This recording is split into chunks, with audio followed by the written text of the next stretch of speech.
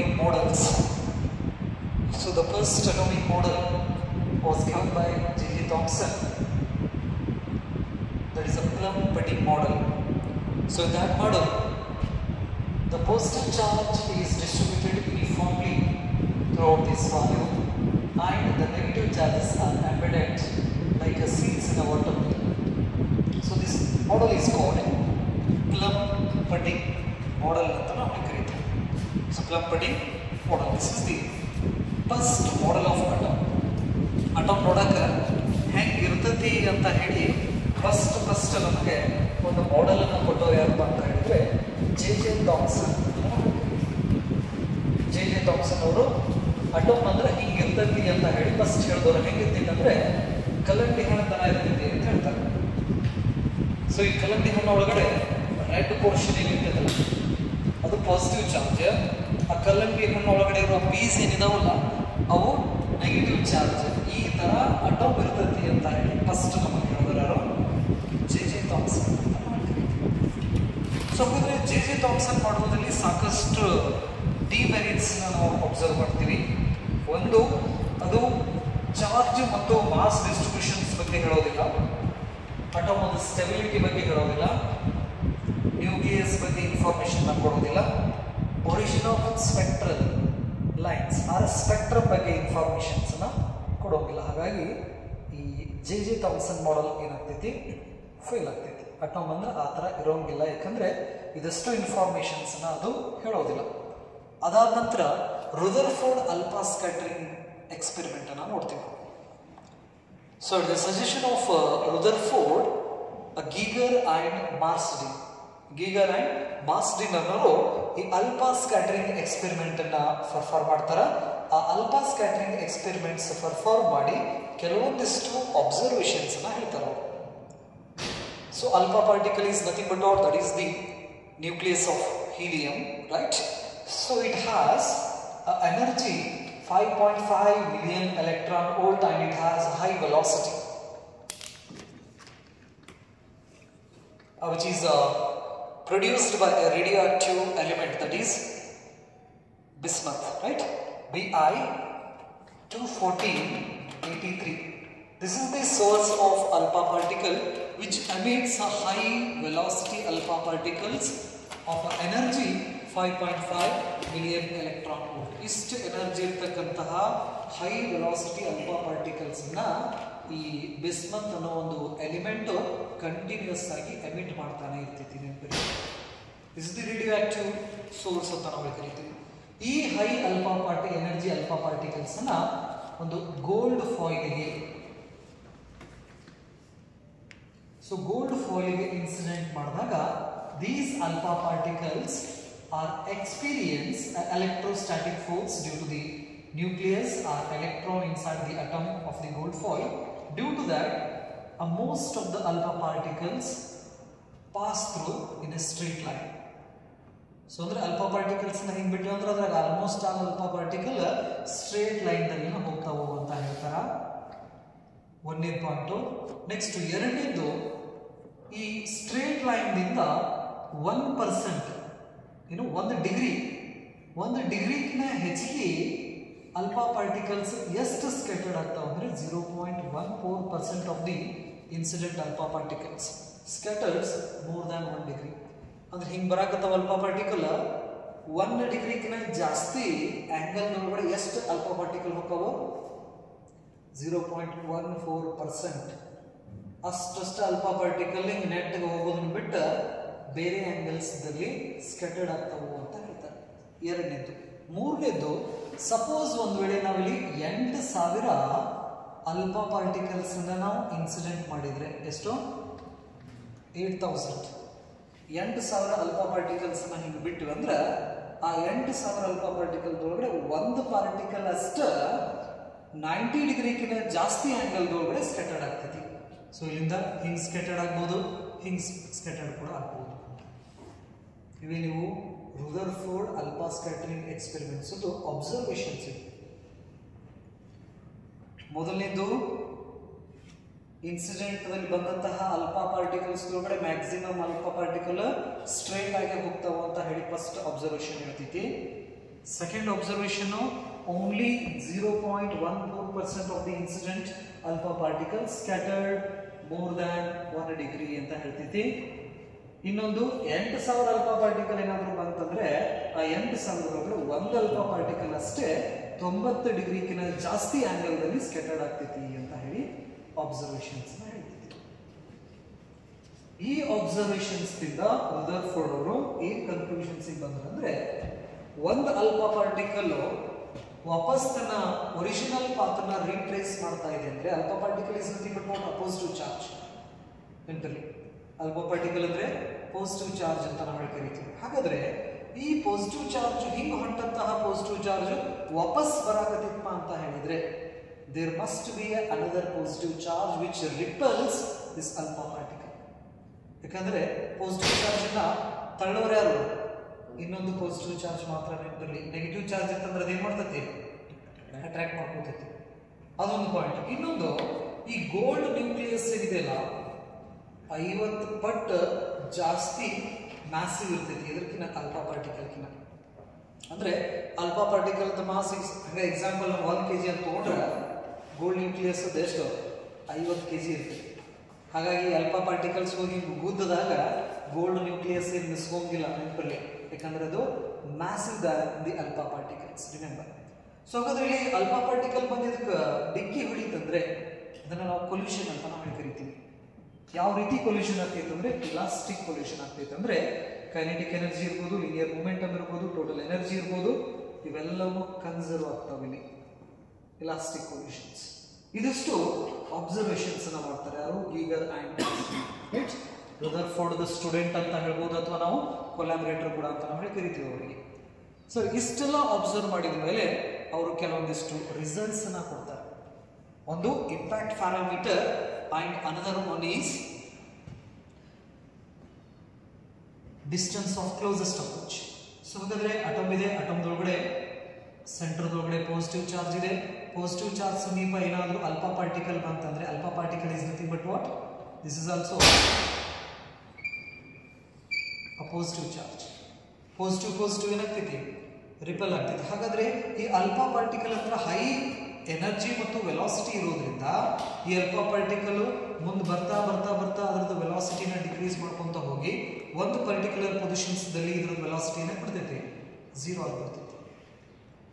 So ಹಾಗಾದ್ರೆ ಈ nucleus centre, gold foil nucleus centre alpha particle ಎಲ್ಲಿ ಅದರದ್ದು ಕೈನೆಟಿಕ್ ಎನರ್ಜಿ 0 ಆಗ್ತೈತಲ್ಲ ಈ ಪೊಸಿಷನ್ಸ್ ದಲ್ಲಿ ನಾವು ಎರಡು ಲೈನ್ ಅನ್ನ ಸೆಂಟರ್ ಟು ಸೆಂಟರ್, ಇದ್ರ ಸೆಂಟರ್ ಇಂದ ಒಂದು ಲೈನ್, ಇದ್ರ ಸೆಂಟರ್ ಇಂದ ಒಂದು ಲೈನ್, ನಾವು ವರ್ಟಿಕಲ್ ಲೈನ್ಸ್ ಅನ್ನ ತಗೊಂಡು ಆ ಡಿಸ್ಟೆನ್ಸ್ ಅನ್ನ ಏನು ಮೆಜರ್ ಮಾಡ್ತೀವಲ್ಲ, this gives the distance of closest approach ಅಂತ ಕರಿತೀವಿ. ಅಂದ್ರೆ ಅಲ್ಫಾ ಪಾರ್ಟಿಕಲ್ ಎಷ್ಟು ಕ್ಲೋಸ್ ಹೋಗ್ತೈತಿ ನ್ಯೂಕ್ಲಿಯಸ್ ಸಮೀಪ, ಅಪ್ರಾಕ್ಸಿಮೇಟ್ ಎಷ್ಟು r0 ಅಂತ ನಾವು ಕರಿತೀವಿ. This is the closest approach of this alpha particle.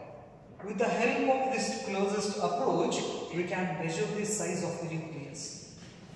ಈ ಕ್ಲೋಸೆಸ್ಟ್ ಅಪ್ರೋಚ್ ದಿಂದಲೇ ಈ ನ್ಯೂಕ್ಲಿಯಸ್ ಸೈಜ್ ನಮಗೆ ತಿಳಿದು ಬರ್ತದೆ. ಎಷ್ಟಂದ್ರೆ 10 to the power minus 15 meter. That is the Fermi size of nucleus. ರದರ್ಫೋರ್ಡ್ ಮಾಡೋದ್ರಿಂದ ನಮಗೆ ನ್ಯೂಕ್ಲಿಯಸ್ ಸೈಜ್ ಎಷ್ಟು ಅನ್ನೋದು ಗೊತ್ತಾಗ್ತೈತಿ. Next Rutherford says that the entire mass of the atom is concentrated at the center in a tiny space. ರದರ್ಫೋರ್ಡ್ ಅವರು J Thomson ಅವರು ಏನು ಹೇಳ್ತಾರ? Positive charge uniform ಆಗಿ ಡಿಸ್ಟ್ರಿಬ್ಯೂಟ್ ಆಗೈತಿ ಅಂತ ಹೇಳ್ತಾರ. ಬಟ್ ರದರ್ಫೋರ್ಡ್ ಎಕ್ಸ್ಪೆರಿಮೆಂಟ್ಸ್ ಇಂದ ಏನು ಗೊತ್ತಾಗ್ತೈತಿ? ಪಾಸಿಟಿವ್ ಚಾರ್ಜು ಯೂನಿಫಾರ್ಮ್ ಆಗಿ ಒಂದು ಪ್ಲೇಟ್ ಇಟ್ಟದ್ರಾಗ ನೀರು ಹಾಕಿದ್ರೆ ನೀರು ಒಂದ ಕಡೆ ಹೋಗಿ ನಿಲ್ಲಂಗಿಲ್ಲ. ಅದು ಏನಾಕೈತಿ? ನೀರು ಎಲ್ಲ ಕಡೆ ಹೆಂಗೆ ಸ್ಪ್ರೆಡ್ ಆಗ್ತೈತಲ್ಲ ಯೂನಿಫಾರ್ಮ್ ಆಗಿ, ಆ ತರ ಸ್ಪ್ರೆಡ್ ಆಗೈತಿ ಅಂತ ಹೇಳಿ ಪಾಸಿಟಿವ್ ಚಾರ್ಜು ಆಗೈತಿ ಅಂತ ಹೇಳಿ ಜೆ ಥಾಮ್ಸನ್ ಅವ್ರು ಹೇಳ್ತಾರ. ಬಟ್ ರದರ್ಫೋರ್ಡ್ ಸ್ಕ್ಯಾಟರಿಂಗ್ ಎಕ್ಸ್ಪೆರಿಮೆಂಟ್ ಏನು ಹೇಳ್ತೈತಿ? ಪಾಸಿಟಿವ್ ಚಾರ್ಜ್ ಯೂನಿಫಾರ್ಮ್ ಆಗಿ ಡಿಸ್ಟ್ರಿಬ್ಯೂಟ್ ಆಗಿಲ್ಲ, ಅಷ್ಟು ಪಾಸಿಟಿವ್ ಚಾರ್ಜಸ್ ನ್ಯೂಕ್ಲಿಯಸ್ ಅಟಮದ ಸೆಂಟರ್ದಲ್ಲಿ ಸಣ್ಣ ಜಗದೊಳಗಡೆ ಕುಂತತಿ ಅಂತ ಹೇಳ್ತಾರ. ಅದಕ್ಕೆ ಅವರು ನ್ಯೂಕ್ಲಿಯಸ್ ಅಂತ ಕರೀತಾರೆ. ನ್ಯೂಕ್ಲಿಯಸ್. ಹಾಗಾಗಿ ಇದಕ್ಕೆ ನಾವು ರದರ್ಫೋರ್ಡ್ ನ್ಯೂಕ್ಲಿಯಸ್ ಮಾಡೆಲ್ ಕೂಡ ಅಂತ ಕರಿತೀವಿ, ನ್ಯೂಕ್ಲಿಯರ್ ಮಾಡೆಲ್ ಕೂಡ ಅಂತ ನಾವು ಕರಿತೀವಿ ಇದಕ್ಕೆ. ನೆಕ್ಸ್ಟ್ ಇದ್ರದ್ದೇ ಸಹಾಯದಿಂದ ನಾವು ಅಟಮದ ಸೈಜ್ ಕೂಡ ಹೇಳ್ತಾರೆ ಅವರು 10 to the power minus 10 meter. That is the size of the ಒಂದು atomic size ಅಷ್ಟಂದ್ರೆ 10 to the power minus 10 meter. ಅದಕ್ಕೆ ನಾವು ಆಂಗ್ಸ್ಟ್ರಾಮ್ ಅಂತ ಕರಿತೀವಿ. ಇದಕ್ಕೆ 10 to the power minus 10 ಗೆ angstrom, 10 to the power minus 15 ಗೆ ಫರ್ಮಿ ಅಥವಾ ಫ್ಯಾಂಟೋ ಅಂತ ಕರಿತೀವಿ. ಫರ್ಮಿ ಆರ್ ಫ್ಯಾಂಟೋ ನೆನಪಿರಲಿ. ಓಕೆ, ಇದು ಅಟೋಮದ ಆಯ್ತು. ನೆಕ್ಸ್ಟ್ ಮತ್ತೊಂದು ಪಾಯಿಂಟ್ ಏನು ಹೇಳ್ತಾರೆ ಅಂದ್ರೆ the electron which is carrying a negative charge, this electron is revolving in a circular orbit ಅಂತ ಹೇಳ್ತಾರೆ. ಸೊ ಅಂದ್ರೆ entire positive charge of the atom is concentrated in a tiny space that is called a nucleus, and the negative charge of the atom is revolving in a circular orbit. So ಹಾಗಾದ್ರೆ circular orbit ದಲ್ಲಿ ಇದು ಸುತ್ತಾ ಇದೆ ಅಂದ್ರೆ ಇದರ radius ಎಷ್ಟು? The radius of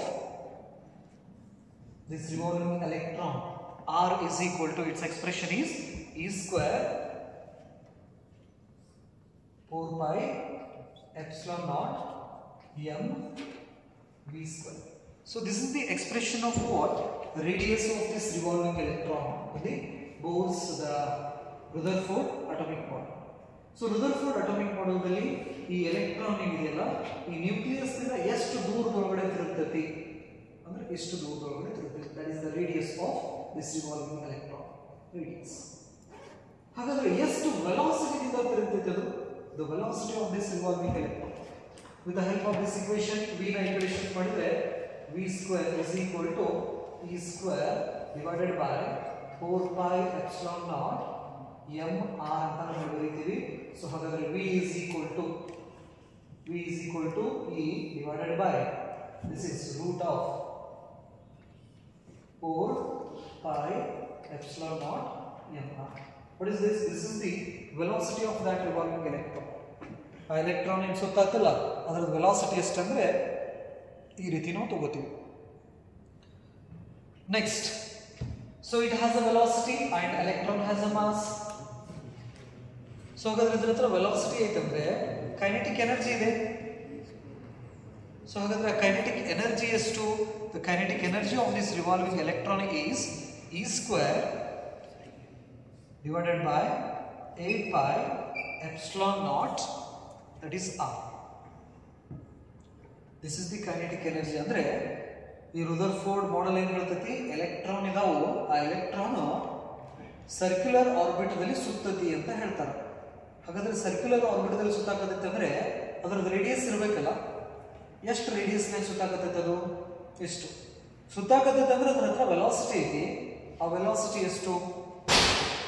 mass velocity ಐತಂದ್ರೆ kinetic energy ಐತೆ ಅದರ ಹತ್ರ, ಕೈನೆಟಿಕ್ ಎನರ್ಜಿ ಎಕ್ಸ್ಪ್ರೆಷನ್. ಸೊ ಹಾಗಾದ್ರೆ this electron is revolving around the nucleus in a certain orbit, that is in a circular orbit. It has some distance from the nucleus. Due to this, it possesses the potential energy. So ಹಾಗಾದ್ರೆ ಇದರ ಹತ್ರ potential energy is to minus e square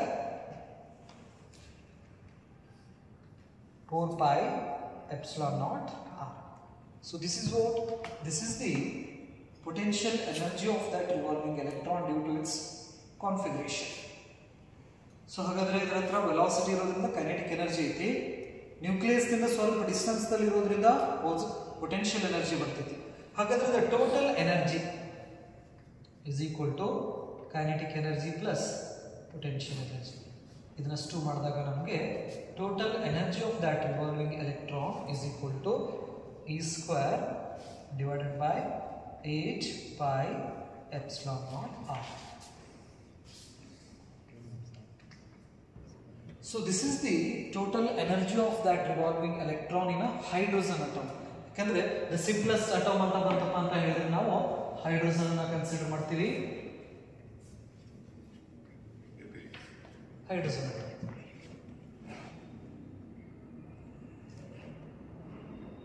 ಇವೆ ನೀವು Rutherford alpha scattering experiments ಇಂದ ಬಂದಂತ observations, ಆ observations ದಿಂದ ಬಂದಂತಹ ರಿಸಲ್ಟ್ಸ್, ಆ ರಿಸಲ್ಟ್ಸ್ ದಲ್ಲಿ ಒಂದೇನು ಹೇಳ್ತೈತಿ, ಎಲೆಕ್ಟ್ರಾನ್ ಸರ್ಕ್ಯುಲರ್ ಆರ್ಬಿಟ್ ದಲ್ಲಿ ಸುತ್ತತಿ ಅಂತ ಹೇಳ್ತೈತಿ. ಹಾಗಾದ್ರೆ ಸರ್ಕ್ಯುಲರ್ ಆರ್ಬಿಟ್ ದಲ್ಲಿ ಸುತ್ತಾಕತೈತಿ ಅಂದ್ರೆ ಅದರ radius, velocity, next kinetic energy, potential energy.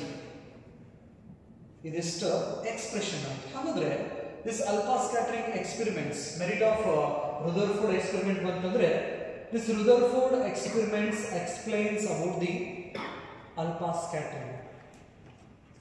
Scattering of alpha particles ನೆನಪಲ್ಲಿ. ಸೊ ಲಾರ್ಜ್ ಆಂಗಲ್ ಈ ಅಲ್ಫಾ ಸ್ಕ್ಯಾಟರಿಂಗ್ಸ್ ಬಗ್ಗೆ ಇನ್ಫಾರ್ಮೇಶನ್ಸ್ ಈ ನಮಗೆ ರುದರ್ಫೋರ್ಡ್ ಮಾಡಲ್ ಕೊಡ್ತೀವಿ. ಅದನ್ನ ಮೆರಿಟ್ ಅಂತ ನಾವು ಕರಿತೀವಿ, right? Merits of Rutherford model, merits ಅಂತ ಹಾಕ್ತೀವಿ.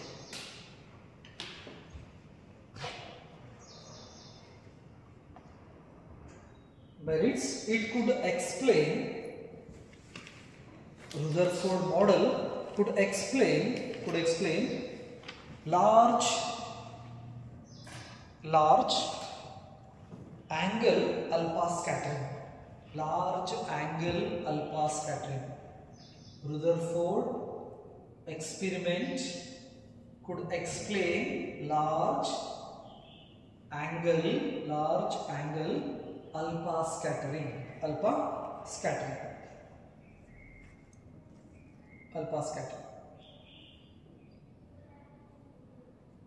ಇದು ಮೆರಿಟ್ ಆಯ್ತು.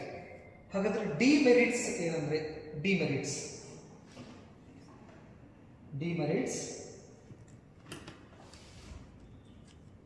it could not explain the stability of the atom. It could not explain the stability of atom.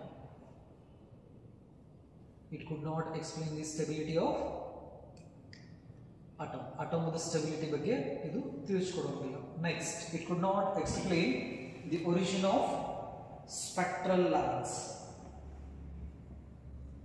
Rutherford model could not explain the stability of atom and origin of spectral lines. Could not explain the origin of spectral lines.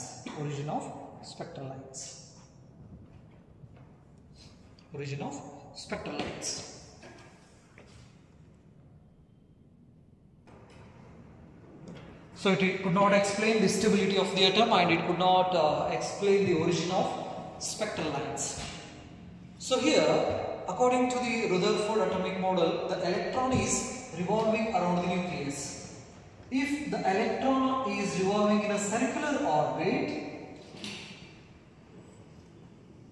so it is accelerated. It has an accelerated motion.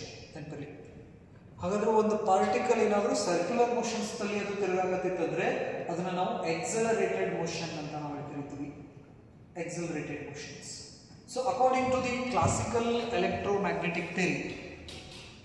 ಎಲೆಕ್ಟ್ರೋಮ್ಯಾಗ್ನೆಟಿಸಮ್ಸ್ ನಲ್ಲಿ ಏನ್ ಹೇಳ್ತಿತ್ತಂದ್ರೆ, ಒಂದು charge particle ಏನಾದರೂ accelerated motion ಮಾಡಕತ್ತಂದ್ರೆ ಅದು ತನ್ನಲ್ಲಿರ್ತಕ್ಕಂತಹ ಎನರ್ಜಿನ ಹೊರ ಹಾಕ್ತತಿ ಅಂತ ಹೇಳ್ತೀವಿ. The classical electromagnetic theory says that if a charged particle accelerates, then it emits energy in the form of radiation. ಹಾಗಾದ್ರೆ ಇದು ಸುತ್ತಾಕತ್ತಿರೋದು ಇದರ ಹತ್ರ ಎನರ್ಜಿ ಇದೆ, ಟೋಟಲ್ ಎನರ್ಜಿನ ನಾವು ಸ್ಟಡಿ ಮಾಡಿವಿ.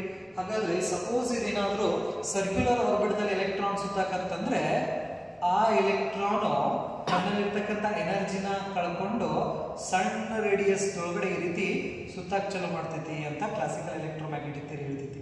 ಸೊ ಹಾಗಾದ್ರೆ ಇದು ತಿರುಗಿ ಎನರ್ಜಿ ಕಳ್ಕೊಂಡು ವಾಪಸ್ ಬಂದು ಎದಕ್ಕೆ ಅಟ್ರಾಕ್ಟ್ ಆಗಿಬಿಡ್ತೈತೆ ಅದು ನ್ಯೂಕ್ಲಿಯಸ್ಗೆ. ಅವಾಗ ಅಟಮ್ ಕೊಲಾಪ್ಸ್ ಆಗಿರ್ತೈತಿ. ಹಂಗಂದ್ರೆ ಈಗ ಸೂರ್ಯನ ಸುತ್ತಲೂ ಭೂಮಿ ಸುತ್ತಾಕತೈತಿ ಅಂದ್ರೆ ಅದು ಸರ್ಕ್ಯುಲರ್ ಆರ್ಬಿಟ್ ಮಾಡಾಕತೈತಿ. ಸರ್ಕ್ಯುಲರ್ ಆರ್ಬಿಟ್ ಮಾಡಾಕತೈತಿ ಅಂದ್ರೆ ಅದು ಎನರ್ಜಿನ ಕಳ್ಕೊತೈತಿ ಅಂತ ಹೇಳಿ ಕ್ಲಾಸಿಕಲ್ ಎಲೆಕ್ಟ್ರೋಮ್ಯಾಗ್ನೆಟಿಕ್ ಥಿಯರಿ ಹೇಳ್ತೈತಿ ನೆನಪಲ್ಲಿ. ಹಾಗಾದ್ರೆ ಅದು ಎನರ್ಜಿ ಕಳ್ಕೊಳಕತ್ತಂದ್ರೆ ಆ ಭೂಮಿ ಸೂರ್ಯನ ಸುತ್ತಲೂ ಸಣ್ಣ ಆರ್ಬಿಟ್ದಲ್ಲಿ ಸುತ್ತಿ ತನ್ನಲ್ಲಿರ್ತಕ್ಕಂಥ ಎನರ್ಜಿನ ಕಳ್ಕೊಂಡು ಕಡೆಗ ಸೂರ್ಯ ಹತ್ರ ಹೋಗಿ ಏನಾಗ್ಬೇಕ ಡುಮುಕ್ಕನ ಮುಳಿಬಹುದು. ಬಟ್ ಹಂಗಾಗತ್ತಿತ್ತ ಪ್ರತಿ ವರ್ಷ ಭೂಮಿ ಸುತ್ತಿತ್ತು ಸೂರ್ಯನ ಒಂದು ರೌಂಡ್, ಹೌದಿಲ್ಲ? ಹಿಂಗೆ ಎಷ್ಟೋ ವರ್ಷಗಳಿಂದ ಸುತ್ತಾಕತ್ತೈತೆ ಅದ.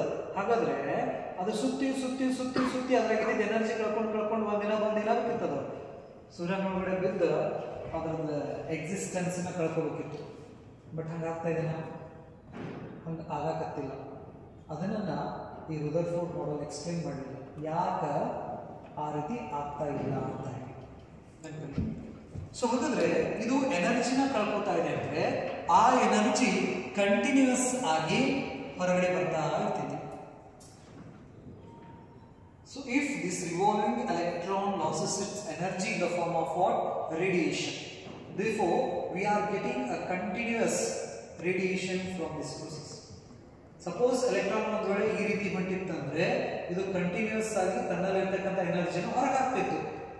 ಹಾಗಾದ್ರೆ ಇದು ಹೊರಗೆ ಹಾಕಂತ ಈ ಎನರ್ಜಿ ಅಥವಾ ರೇಡಿಯೇಷನ್ ಏನಿದಾವಲ್ಲ, ಈ ರೇಡಿಯೇಷನ್ಸ್ ಸ್ಪೆಕ್ಟ್ರಮ್ ಅನ್ನ ತೆಗೆದ್ರೆ, ಅಂದ್ರೆ ಒಂದು ಪ್ರಿಸಮ್ ನ ಇಟ್ಟರೆ ನಮ್ಗೆ ಅದ್ರ ಕಲರ್ ಕಲರ್ ಕಾಣಿಸ್ತಾವಲ್ಲ, ಸೊ ಅದರ ಸ್ಪೆಕ್ಟ್ರಮ್ ಅಂತ ನಾವು ಹೇಳ್ತಿರ್ತೀವಿ. ಸೊ ಹಾಗಾದ್ರೆ ಇಲ್ಲಿ ಸ್ಪೆಕ್ಟ್ರಮ್ ನ ನಾವು ತೆಗೆದ್ರೆ ನಮಗೆ ಕಂಟಿನ್ಯೂಸ್ ಸ್ಪೆಕ್ಟ್ರಮ್ ಬರಬೇಕು. For example, the natural spectrum of white light is called rainbow. ರೇನ್ಬೋದ ಒಳಗಡೆ ಹೆಂಗೆ ಕಲರ್ ಕಲರ್ ಕಲರ್ ಕಾಣಿಸ್ತಾವೆ, ಅದಕ್ಕೆ ನಾವು ಸ್ಪೆಕ್ಟ್ರಮ್ ಅಂತ ನಾವು ಕರಿತೀವಿ. It's a band of colours arranged according to their wavelength and frequency. So ಇದಕ್ಕೆ ನಾವು ಬ್ಯಾಂಡ್ ಆಫ್ ಕಲರ್ಸ್ ಅಂತ ನಾವು ಕರಿತೀವಿ ಸ್ಪೆಕ್ಟ್ರಮ್. ಆ ತರ ನಮಗೆ ಸ್ಪೆಕ್ಟ್ರಮ್ ಬರಬೇಕು ಅಂತ ಹೇಳ್ತಾರೆ. ಅದನ್ನ Rutherford model explanation ಕೊಡೋಕ್ಕಾಗೋದಿಲ್ಲ.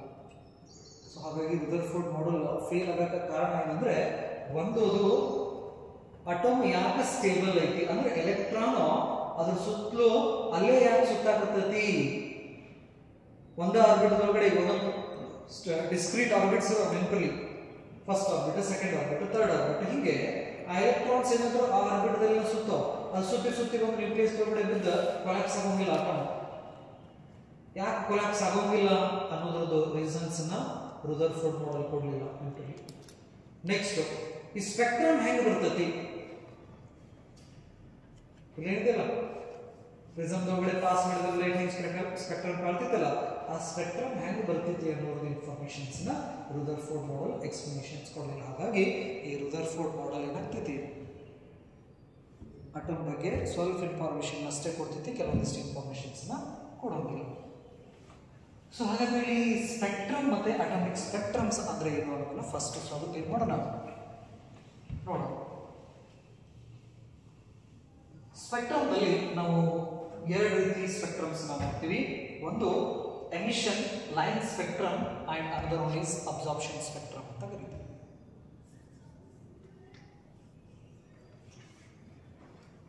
Spectrum normally high school levels ಒಳಗಡೆ ನಾವು ಸ್ಟಡಿ ಮಾಡಿದ್ವಿ, right? So when a white light passes through the prism medium, what happens? That white light splits into 7 colors.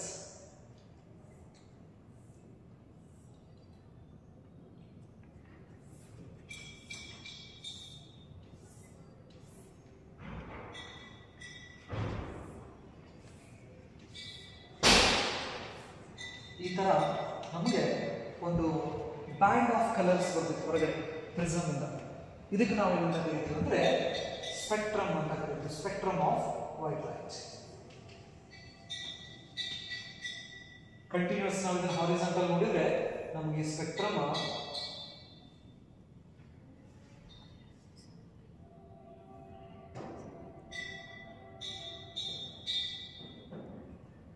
ಈ ರೀತಿ ಕಲರ್ಸ್ ಒಳಗಡೆ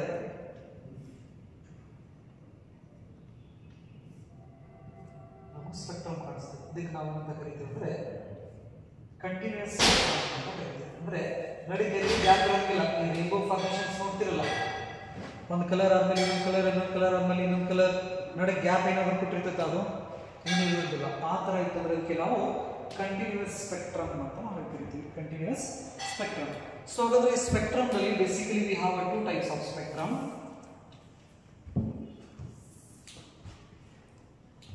One is emission line spectrum. Emission line spectrum, and another one is absorption spectrum. Absorption line spectrum.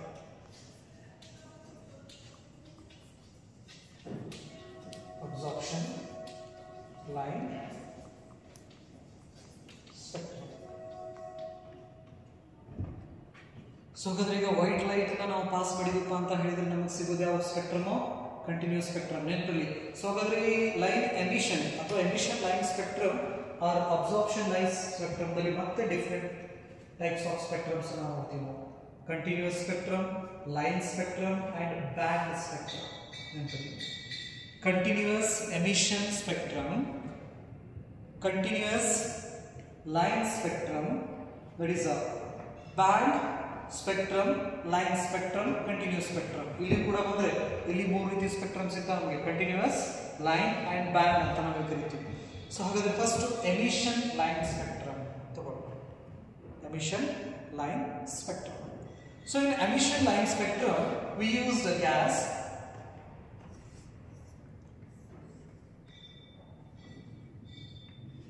gas use ಮಾಡ್ತೀವಿ. Different gases ನಾವು ಏನು ಮಾಡಬಹುದು, use ಮಾಡಬಹುದು ನೆನಪಿರಲಿ. So this spectrum gives the information about the characteristic of the elements. We have 118 elements ಆವೆ, ಹೌದಾ? 118 element ಅದಾವ. 118 element ಗುಣಲಕ್ಷಣಗಳು, ಅವರ ಪ್ರಾಪರ್ಟೀಸ್, ಇನ್ಫಾರ್ಮೇಶನ್ಸ್ ಕೊಡೋದು ಯಾವುದಂದ್ರೆ ಸ್ಪೆಕ್ಟ್ರಮ್ ಅಂತ ನಾವು ಕರಿತೀವಿ. So this spectrum is the characteristic of that element which gives more information about that element. Remember. So ಹಾಗಾದ್ರೆ ಈ ಗ್ಯಾಸ್ ನಾವು ಏನು ಮಾಡಿದ್ರೆ, ಹೀಟ್ ಮಾಡಿದ್ರೆ ಅಥವಾ ಎಲೆಕ್ಟ್ರಿಕ್ ಕರೆಂಟ್ ನಾವು ಇದ್ರೊಳಗಡೆ ಪಾಸ್ ಮಾಡಿದ್ರೆ, remember at all the temperature all the materials emits radiation. ಪ್ರತಿಯೊಂದು ಟೆಂಪರೇಚರ್ಸ್ ದಲ್ಲಿಯೂ ಕೂಡ ಇವೇನೇನು ಮಟೀರಿಯಲ್ ಅದಾವಲ್ಲ ಎಲ್ಲ ಮಟೀರಿಯಲ್ಸು ರೇಡಿಯೇಷನ್ಸ್ ಹೊರಗೆ ಹಾಕ್ತಾನೆ ಇರ್ತಾವೆ. ನೆನಪಲ್ಲಿ. ಟೆಂಪರೇಚರ್ ಜಾಸ್ತಿ ಆದಂಗೆ ಜಾಳ ಜಾಸ್ತಿ ಆಕೈತೆ ನೋಡ್ರಿ. ಬೇಸಿಗೆ ಟೈಮ್ ಒಳಗಡೆ ಜಾಳ ಜಾಸ್ತಿ ಆಗ್ತೈತಿ. ಅದಕ್ಕಂದ್ರೆ ಟೆಂಪರೇಚರ್ ಜಾಸ್ತಿ ಆಯ್ತಂದ್ರೆ ಬಿದ್ದಂತಹ ಮಟೀರಿಯಲ್ಸ್ ಎಲ್ಲ ಮಟೀರಿಯಲ್ಸು ರೇಡಿಯೇಷನ್ಸ್ ಹೊರಗೆ ಸ್ಟಾರ್ಟ್ ಮಾಡ್ತಾವೆ. ಹಾಗಾಗಿ ಟೆಂಪರೇಚರ್ ಆಟೋಮೆಟಿಕ್ ಏನಾಗ್ತೈತಿ, ರೈಸ್ ಅಪ್ ಅಂತ ಹೋಗ್ತೈತಿ. ಸರಿ. ಸೊ ಹಾಗಾದ್ರೆ when we heat this gas ಅನ್ನು ಹೀಟ್ ಮಾಡಿದ್ರೆ ಅಥವಾ when we pass electric current,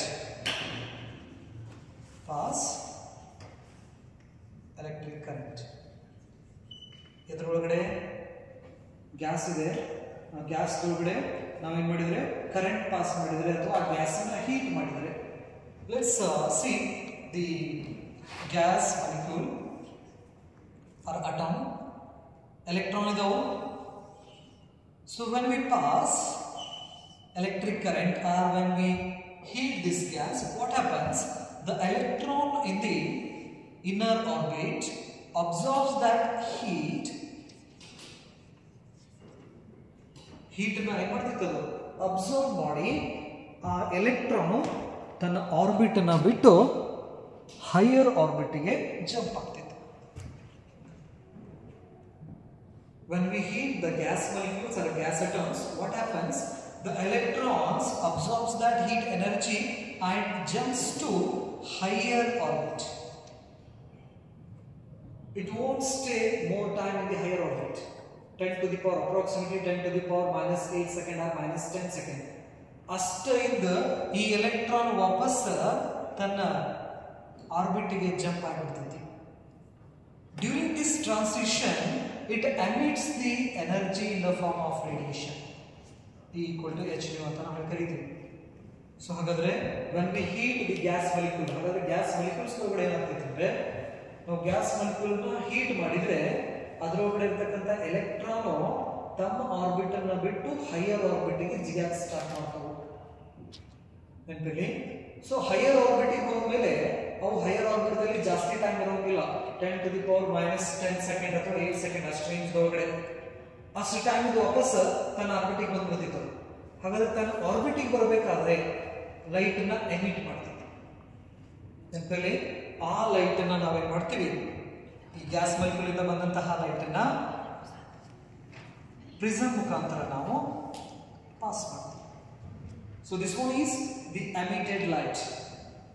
When we heat the gas molecules, these gas molecules emit some radiations. We pass that radiation through the prism and we obtain a spectrum. ಈ ತರ ಕೆಲವೊಂದಿಷ್ಟು line ಅಷ್ಟೇ ನಮಗೆ ಕಾಣಿಸ್ತವೆ. So we have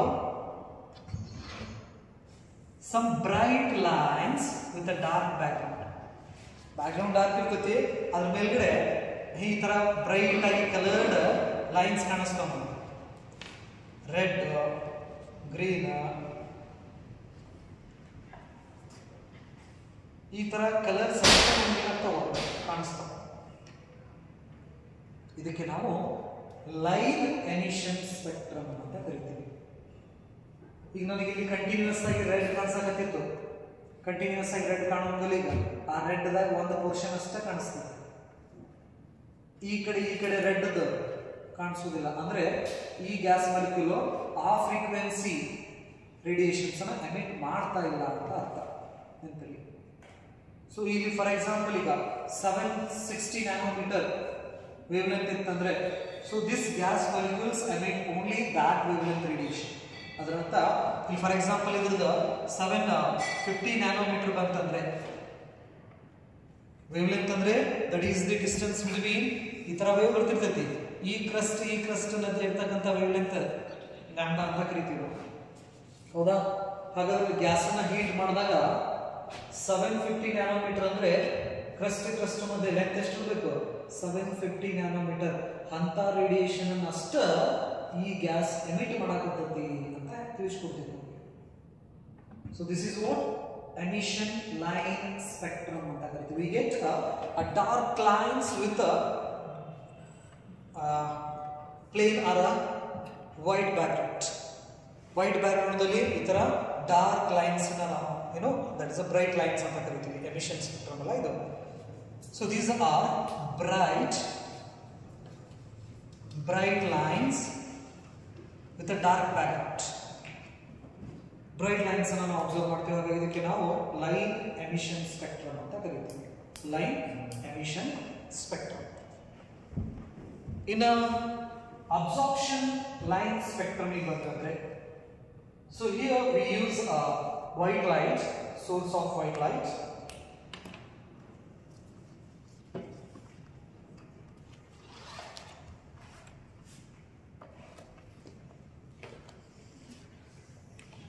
white light source ಇದೆ, ಇದರಿಂದ ಯಾವ light ಬರ್ತಾ ಇದೆ?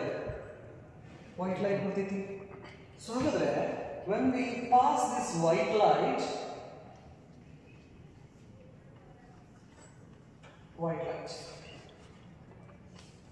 through some absorbing gases, ಇಲ್ಲಿ ನಾವು ಯೂಸ್ ಮಾಡ್ತೀವಿ, ಗ್ಯಾಸ್ ಯೂಸ್ ಮಾಡ್ತೀವಿ. ವೈಟ್ ಲೈಟ್ ಅನ್ನು ಎದ್ರ ಮುಖಾಂತರ ಪಾಸ್ ಮಾಡ್ತೀವಿ? ಈಗ ಗ್ಯಾಸ್ ಮುಖಾಂತರ ಪಾಸ್ ಮಾಡ್ತೀವಿ ನೆನಪಲ್ಲಿ. ಸೊ ಗ್ಯಾಸ್ ಮುಖಾಂತರ ಪಾಸ್ ಮಾಡಿದಾಗ ಈ ಕಡೆಯಿಂದ ಕೆಲವೊಂದಿಷ್ಟು ಲೈಟ್ಸ್ ಬರ್ತಾವೆ. This is a transmitted light.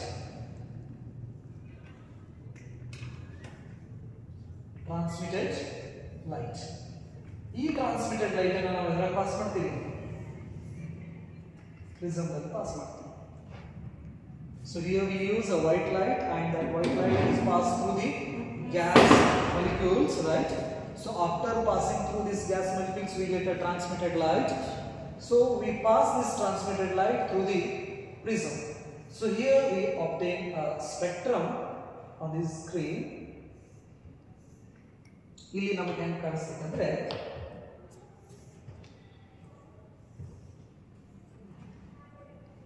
here some colors, continuous color ಇರ್ತದೆ, but ನಡುಕ ಗ್ಯಾಪ್ ಇದೆ.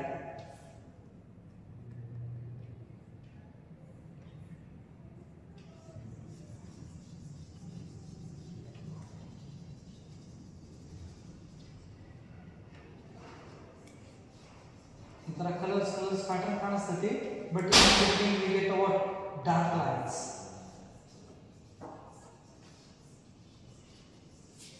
ಈ ತರ ಬ್ಲ್ಯಾಕ್ ಆಗಿ ಡಾರ್ಕ್ ಲೈನ್ಸ್ ಅನ್ನು ನಾವು ಏನ್ ಮಾಡ್ತೀವಿ? ಅಬ್ಸರ್ವ್ ಮಾಡ್ತೀವಿ. So these dark lines are nothing but what? These are the wavelength which is absorbed by this gas molecules.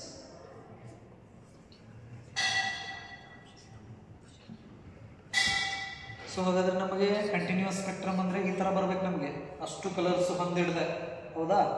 So ಈ ಅಷ್ಟು ಕಲರ್ಸ್ದಲ್ಲಿ ಫಸ್ಟ್ ನಾವು ಈ ಲೈನ್ ಸ್ಪೆಕ್ಟ್ರಮ್ ತಗೊಂಡ್ರೆ, ಎಮಿಷನ್ ಲೈನ್ ಸ್ಪೆಕ್ಟ್ರಮ್ ತಗೊಂಡ್ರೆ ಇವಷ್ಟು ಕಲರ್ಸ್ ಒಳಗಡೆ ಕೆಲವೊಂದಿಷ್ಟು ಕಲರ್ ಲೈನ್ ಅಷ್ಟೇ ಸಿಗ್ತಾವ, ಉಳಿದಿದ್ದು ಸಿಗೋಂಗಿಲ್ಲ.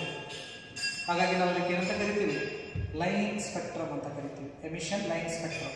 But in this case we have a dark line. ಇಲ್ಲಿ ನಮಗೆ ಬ್ಲ್ಯಾಕ್ ಕಾಣಿಸ್ತಿರ್ತೈತಿ ನೆನಪಲ್ಲಿ, ಉಳಿದಿದ್ದ ಕಲರ್ ಎಲ್ಲ ಇರ್ತೈತಿ. ಬಟ್ ನಡ್ನಡ್ಕ ಕಪ್ಪನ್ ಪಟ್ಟಿ ಬರ್ತವೆ. ಆ ಕಪ್ಪನ್ ಪಟ್ಟಿ ಅಂದ್ರೆ ಅಲ್ಲಿ ಲೈಟ್ ಇಲ್ಲ ಅಂತ ಅರ್ಥ. ಹಾಗಾದ್ರೆ ಲೈಟ್ ಎಲ್ಲಿ ಹೋಯ್ತು, ಈ ಗ್ಯಾಸ್ ಮಾಲಿಕ್ಯೂಲ್ ಅದನ್ನು ಅಬ್ಸಾರ್ವ್ ಮಾಡ್ಕೊಳಕತ್ತೈತಿ ಅಂತ ಹೇಳ್ತೀವಿ. ಇದನ್ನು ನಾವು ಅಬ್ಸಾರ್ಪ್ಷನ್ ಲೈನ್ ಸ್ಪೆಕ್ಟ್ರಮ್ ಅಂತ ಕರಿತೀವಿ, ಅಬ್ಸಾರ್ಪ್ಷನ್ ಲೈನ್ ಸ್ಪೆಕ್ಟ್ರಮ್. ಸೊ ಹಾಗಾದ್ರೆ ಈ ಅಬ್ಸಾರ್ಪ್ಷನ್ ಲೈನ್ ಸ್ಪೆಕ್ಟ್ರಮ್ದಲ್ಲಿ ಅಟಮ್ಸ್ ಏನೋ ಆಗ್ತಿರ್ತಾವ ಅಂತ ಹೇಳಿದ್ರೆ ನ್ಯೂಕ್ಲಿಯಸ್ಸು. ಸೊ ಹಾಗಾದ್ರೆ when a white light passes through this atom, what happens? This electron absorbs that light and this electron jumps to its higher orbit. White light ಬಂತಂದ್ರೆ ಆ white light ಎನರ್ಜಿನ ಕೆಲವೊಂದಿಷ್ಟು wave length frequency ಎನರ್ಜಿನ ಏನ್ ಮಾಡ್ಬಿಡ್ತೈತಿ, ಈ electron observe ಮಾಡ್ಕೊಂಡು higher ಆರ್ಬಿಟಿಗೆ jump ಆಗಿಬಿಡ್ತೈತಿ. ಆ ಉಳಿದಿದ್ದ light ಹೊರಗಡೆ ಬರ್ತೈತಿ ನಮಗೆ. ಆ ಹೊರಗಡೆ ಬಂದಂತ ಲೈಟ್ದಲ್ಲಿ ಈ ಫ್ರೀಕ್ವೆನ್ಸಿ ರೇಡಿಯೇಷನ್ಸ್ ಮಿಸ್ ಆಗಿರ್ತೈತಿ. ಯಾಕಂದ್ರೆ ಈ ಎಲೆಕ್ಟ್ರಾನ್ ಏನ್ ಮಾಡ್ತದೆ, ಆ ಎನರ್ಜಿನ ಅಬ್ಸರ್ವ್ ಮಾಡ್ಕೊಂತಂದ್ರೆ, ಫಾರ್ ಎಕ್ಸಾಂಪಲ್ ಈಗ 1 to 100 ಫ್ರೀಕ್ವೆನ್ಸಿ ರೇಡಿಯೇಷನ್ ಬರಾಕತ್ತೈತಿ. ಈ ಎಲೆಕ್ಟ್ರಾನ್ 50 ರೇಡಿಯೇಷನ್ ಫ್ರೀಕ್ವೆನ್ಸಿನ ಅಬ್ಸರ್ವ್ ಮಾಡ್ಕೋತೈತಿ. ಅಂದ್ರೆ 1 to 100 ಒಳಗಡೆ 50 ಇಲ್ಲಿ ಯೂಸ್ ಆಗಿಬಿಟ್ಟಿರ್ತೈತಿ. ಆ 50 ನಂಬರ್ ಬಿಟ್ಟು ಉಳಿದಿದ್ದೇ ನಂಬರ್ ಇರ್ತಾವಲ್ಲ ಅವಷ್ಟು ಹೊರಗೆ ಬಂದಿರ್ತಾವ.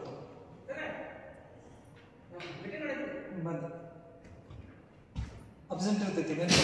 ಸೊ ಹಾಗಾಗಿ ಆ 50 ಫ್ರೀಕ್ವೆನ್ಸಿದ ನಮಗೆ ಲೈನಿಗೆ ಬ್ಲ್ಯಾಕ್ ಕಲರ್ ಕಾಣಿಸ್ತದೆ.